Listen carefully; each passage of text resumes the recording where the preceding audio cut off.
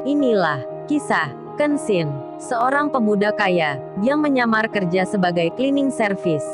Versi Kaori TV, episode 231. Iwan, yang baru masuk ke tempat kerjanya, tiba-tiba disambut dengan pembicaraan yang membuatnya serasa begitu sesak mendengarnya.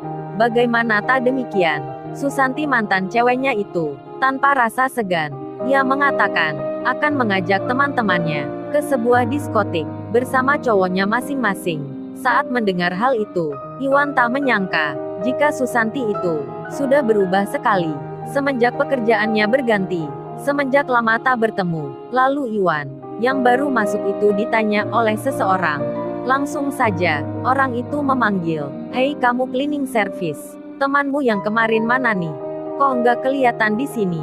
Apa dia kagak masuk? Telat atau gimana ya?" Iwan menjawab, "Oh itu Mbak, ceritanya tadi teman saya mau berangkat kerja, tapi tiba-tiba ia merasa tak enak badannya. Jadinya ia nggak bisa masuk di hari ini." Yang bertanya itu pun lalu menjawab, "Dasar alasan saja temanmu itu. Masa baru pertama kali kerja, langsung membolos gini, tanpa pemberitahuan pula. Emangnya ini perusahaan milik ayahnya apa? Kok seenaknya sendiri?" Ketika mendengar hal yang demikian, Iwan pun bersikap biasa, tak menunjukkan yang berlebih, meskipun ia tahu Kenshin memang anaknya pemilik perusahaan ini. Lalu ia pun menjawab, "Iya Mbak, nanti saya akan bilangkan ke teman saya, kalau nggak masuk kerja itu harus pakai surat." Saat Iwan ditanya seperti itu, Susanti pun melihatnya, kemudian dirinya ikut-ikut bicara pula. Susanti itu berkata, "Hei Iwan, katakan ke temanmu itu ya, besok kalau masuk kerja, suruh dulu mencuci mobil milik cowokku ini, biar tambah semangat kerjanya. Entar jangan khawatir, akan kuberi uang tipsnya. Bilangin itu ke temanmu Wan, agar dia nggak bolosan kerja." Hahaha, Susanti tertawa. Iwan pun mendengarnya, namun tak menanggapi, tak menjawabnya. Terkesan hanya diam saja, melihat pun juga tidak. Hingga hal itu membuat Susanti malah jadi tersinggung.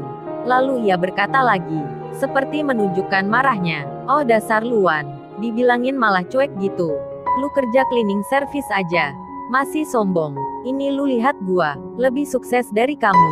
Udah nggak kaya dulu, hidup itu harus maju. Nggak kaya kamu, masih pakai motor jadul aja. Pekerjaan pun tak berganti.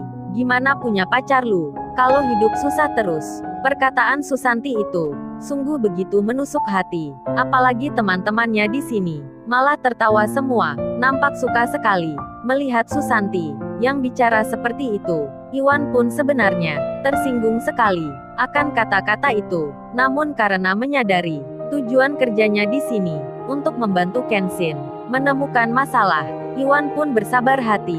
Ia tak menanggapi, ia hanya melanjutkan pekerjaannya. Di lain tempat, di pagi ini, Ririn sudah berangkat dari kantornya. Ia menuju ke perusahaan lain untuk mengumpulkan data seperti yang diminta oleh kantor pusat. Waktu pun berjalan. Sekarang sudah jam 11 siang. Iwan masih melakukan pekerjaan. Tak lama kemudian, Ririn pun datang. Kini dirinya sudah menginjakan kaki ke tempat ini. Kenshin yang masih tinggal sendiri di tempat kos itu. Setelah beberapa saat tertidur, kini Kenshin nampak mengambil handphonenya, lalu dilihat olehnya.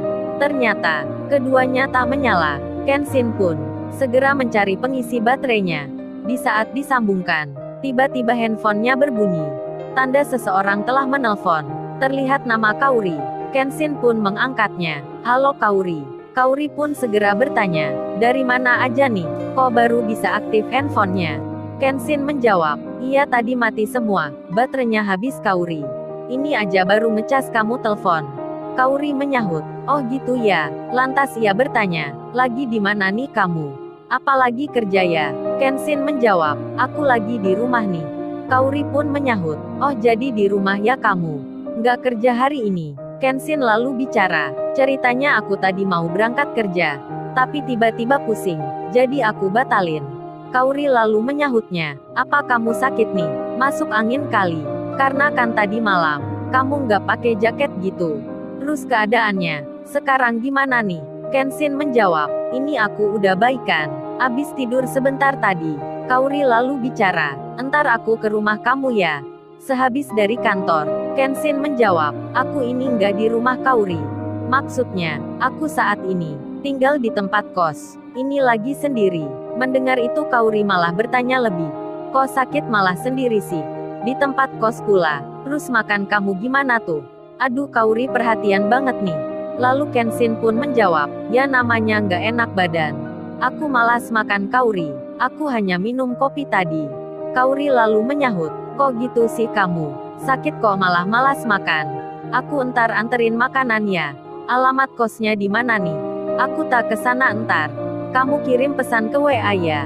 Tulis alamatnya, lokasinya pula." Kenshin lalu menjawab, "Jangan Kauri, aku malah jadi ngerepotin kamu." Kauri menjawab, "Ngerepotin apa sih? Kamu sakit gitu kok aku dibilang ngerepotin. Aku kesana pokoknya. Entar aku bawain makanan. Kamu harus makan ya." Kenshin, yang mendapat penegasan bicara itu. Kauri yang bersikeras, akan ke tempatnya. Lalu ia pun menjawab, "Ya udah, kalau mau kamu gitu. Aku kirim alamatnya nih." Kenshin menulisnya, lalu dikirimkanlah ke Kauri. Sementara, di saat yang sama, di jam segini pula, Sirena Larrazati, sang pemilik usaha roti, mendapat peringatan lagi. Jika tempat sewanya hanya tinggal beberapa hari, kali ini, dirinya harus angkat kaki. Karena tempatnya ini akan dibangun properti. Sirena pun mengerti. Lalu ia berencana akan mencari tempat lain. Dibukalah sebuah alamat di semua media sosial. Sirena itu melihat-lihat tempat-tempat yang disewakan. Ia memperhatikan manakah yang cocok untuk usahanya. Sementara itu, ayahnya Kenshin, yang kini ada di perusahaan besarnya, sedang ada meeting dengan beberapa koleganya. Lalu dibahaslah suatu hal-hal yang penting, termasuk pula mengenai perusahaan yang tempo hari mengalami masalah. Sekarang, telah berubah drastis. Perusahaan itu kini telah menjadi berkembang, omsetnya pun tinggi. Oleh karena hal itu, di rapat tersebut, membicarakan pula siapa-siapa orang yang cakap bekerjanya. Sejumlah pegawai pun disebut, termasuk pula nama Ririn, yang tak lain temannya Kenshin. Lalu bersama itu, ada pula nama wanita, yang disebut, sangat membantu sekali, dalam perkembangannya. Ternyata, Sirena Larrazati, turut pula menjadi pembicaraan. Singkat cerita, diputuskanlah di hari itu. Karena memandang perusahaan itu, semuanya sudah berjalan normal. Ayahnya Kenshin, kini berencana akan memperluas jaringannya, memperbesar perusahaannya. Rencananya, akan dibangun sejumlah usaha, dibukalah lahan pekerjaan, termasuk pula, akan mendanai semua, membangun kembali perusahaan Sirena, yang kemarin, yang terhenti, karena kebakaran itu, akan dijalankan lagi, dengan modal usaha, semuanya, yang berasal dari ayahnya Kenshin.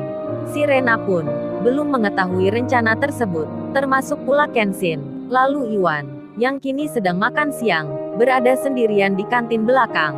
Ia kemudian menelpon Kenshin, mengatakan suatu hal, menceritakan kejadian yang ada di hari ini.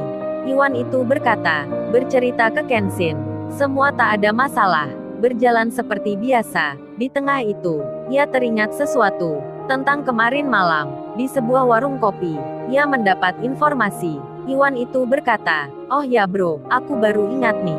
Tadi malam, aku mau ngomongin hal penting." Sebelum menyebut itu, Iwan melihat sekitarnya, dirasa suasananya, yang mulai agak ramai.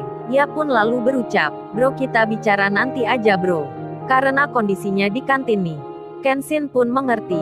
Tak lama kemudian, jam istirahat pun berakhir. Iwan pun berjalan kembali ke tempat kerjanya. Di saat itulah, secara tak sengaja, seorang wanita tiba-tiba keluar dari pintu kantor utama. Iwan pun hampir-hampir akan menabraknya. Lalu, bagaimana kisah selanjutnya? Subscribe channel ini untuk episode berikutnya. Terima kasih.